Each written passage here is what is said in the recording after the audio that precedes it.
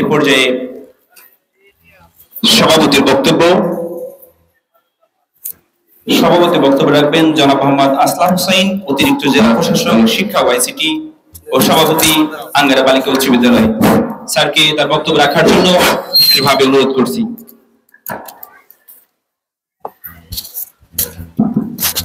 আসসালামু আলাইকুম।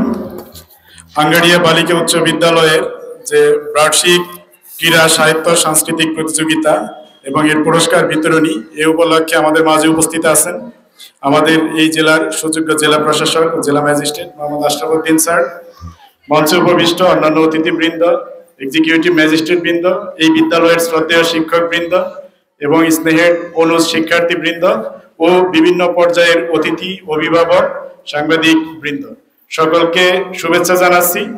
আজকে এই বিদ্যালয়ের এই বার্ষিক ক্রীড়া সাহিত্য সাংস্কৃতিক প্রতিযোগিতা এবং পুরস্কার বিতরণ অনুষ্ঠান এই উপলক্ষে সেজেছে বিদ্যালয়। এই বিদ্যালয়ের শিক্ষার্থীদের মননে আজ লেগেছে দোলা। এই দোলা থেকে যাবে ইতিবাচক পরিবর্তনের লক্ষ্যে। এই দোলা কাজে দেবে শিক্ষার পরিবেশ উন্নয়নের ক্ষেত্রে।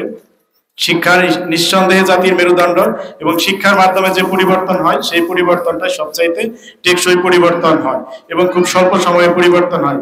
আমি বিশ্বাস করি বিদ্যালয়ের প্রত্যেকজন শিক্ষার্থী তাদের নিজ নিজ পড়ালেখাকে এগিয়ে নিয়ে গিয়ে তাদের যে দায়িত্ব এবং কর্তব্য পড়ালেখা, সেই পড়ালেখা করে এবং প্রকৃত শিক্ষা গ্রহণ করে বিশ্ব চরাচরে ছড়িয়ে পড়বে বিদ্যালয়ের শিক্ষার্থীবৃন্দ।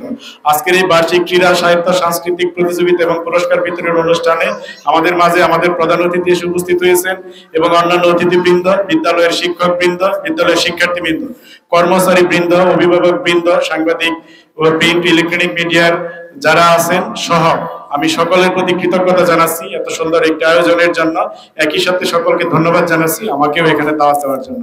সকলকে ধন্যবাদ জানাচ্ছি। আসসালামু আলাইকুম।